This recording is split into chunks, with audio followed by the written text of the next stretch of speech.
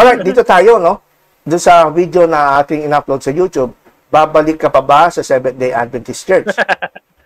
Ayan. Ang tanong ni Kinley Shin Demit, hindi niya totoong pangalan ko, parang Kinley Shin Demit.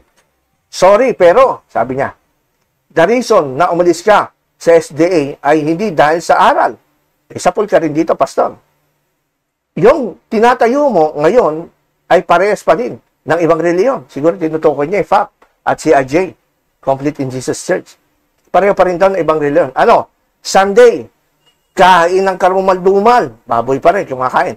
Wala ng utos. Mas digtas pa din sa SDA. Bakit? Kasi, sinusunod naman namin lahat. At wala naman, wala sa amin. Sabi niya, Pastor, sinusunod naman namin lahat mga Sabadista. Pero walang nawawala sa amin. Kung sisimba kami, mga Sabadista, ng Saturday, meron bang mawawala sa amin? O, Pastor, may mawawala ba sa kanila? Kung magsimba sila Sabado. Kung di kami kumain ng baboy, meron bang mawawala sa amin? O nga naman, sabi niya, kung sumunod kami sa utos, meron bang mawawala sa amin?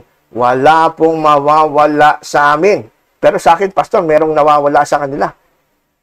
Alam mo kung anong nawawala sa mga Sabadista na hindi kumakain ng baboy, sumusunod sa utos? Ang nawawala sa inyo, si Kristo mismo. Si Kristo nawawala sa inyo dahil inuuna nyo pa yung works than the grace of God through Christ. O, tapos sabi pa niya, sumusunod kami sa utos, walang mawawala sa amin. Wala pong mawala. Mas lugi pa po yung mga Sunday keeper. Lugi daw tayo, Pastor. Eater ng pork. Hindi sumusunod sa utos kasi may mga text sa Biblia kung ano ang kalalagyan ng mga taong hindi susunod dito. Kagaya ng pagkain ng baboy, merong teksto sa Isaias na parurusahan ng utos ang kumain nito.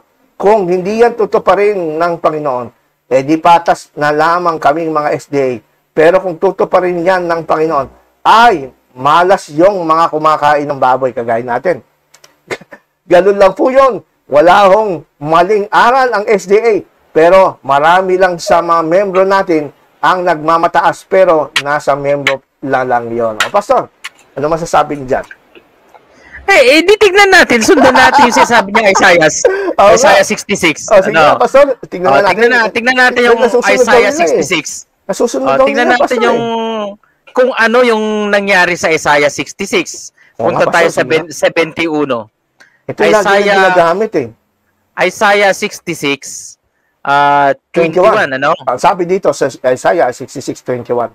At sa rin naman ako kukuha ng mga pinakasaserdote at mga pinakalibita, sabi ng Panginoon. Ayan. Aplikado ba yan sa Christian? Yang merong pang saserdote at may libita pa?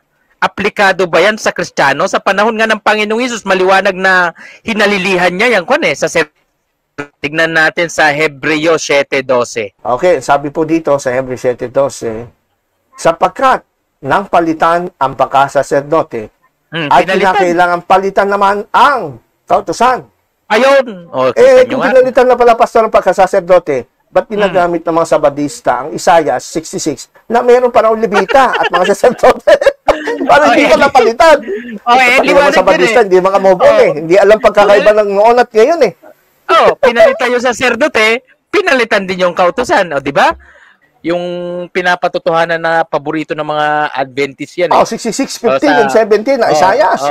Sa 23, ano? Yung tingnan natin yung sa verse 23. 66, 23. Sabi dito, tingnan natin. Nako, kakaawa naman itong mga Sabadista. May talokbong ang mata. At mangyayari mula sa bagong buwan hanggang sa panibago.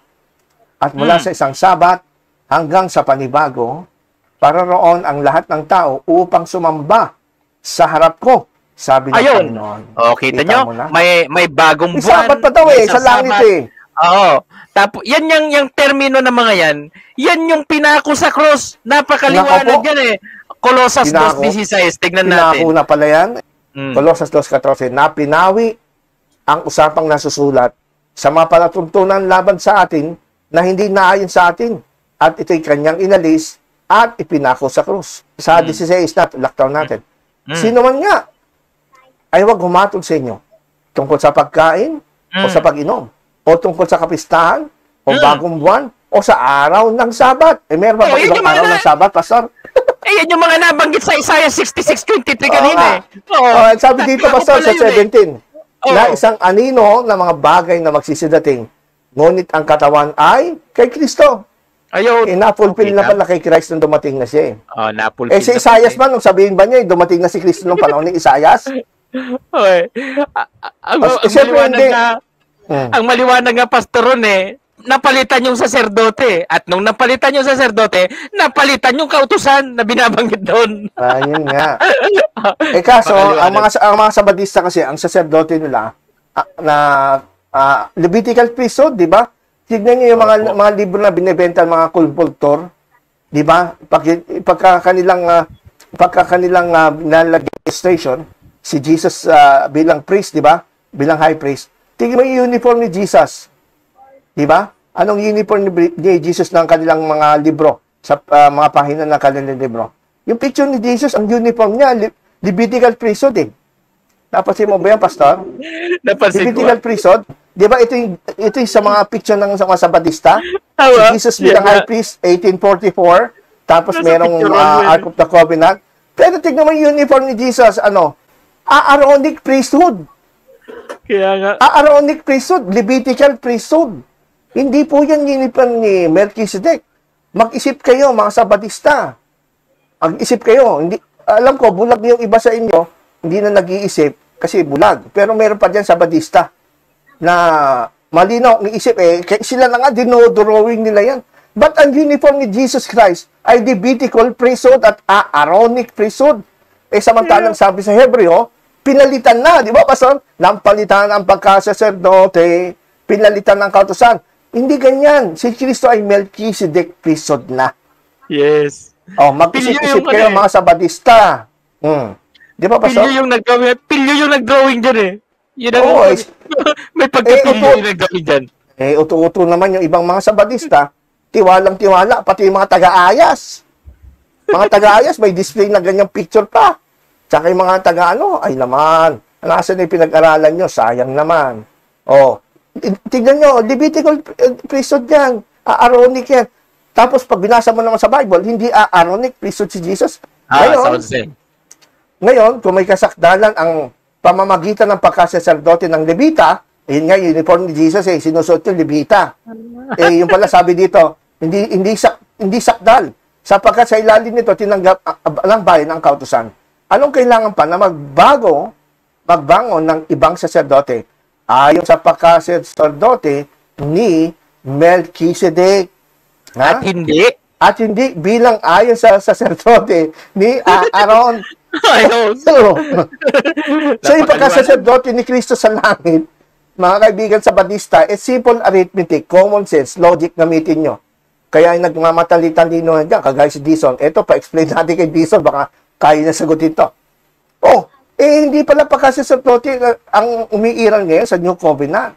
Pagkasaserdote ni Melchizedek. Bakit kailangan daw na magbangon ng ibang saserdote na kagaya ng saserdote ng pagka Melchizedek ay kailangan ibangon? Kasi yung pagkasaserdote ni Levita, ni Aaron, walang kasakdalan. Tama. Ngayon, biruin mo, para i-present mo, si Jesus ngayon nagsaserve sa langit na high priest, tapos ang kanyang uniform ni Aaron. Paano nyo i-justify na totoo kayo mga Adventist?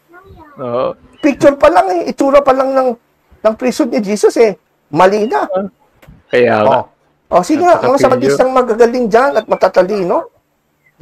Sige nga, paki-explain nga kung paano nyo i-justify ang aral nyo against the Bible. So, lumalabas lang talaga dyan, Pastor, na anti-Bible.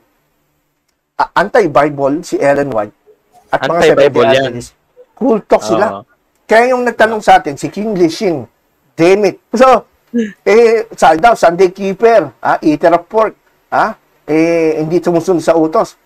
Wala dyan sila nakakasala. Teka, kaibigan, meron kang kulang.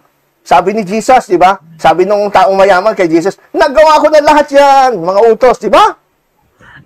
Sabi ni Jesus, meron pang, ano pang kulang? Parang ito yung taong mayaman na kiusap ni Jesus Sabi ni Jesus, sumunod ka sa akin, benta mo yung ari-ari mo. Hindi sumunod. So, ang sinasabi niya, Wala sa amin kulang. Sabi ng tanong niya eh.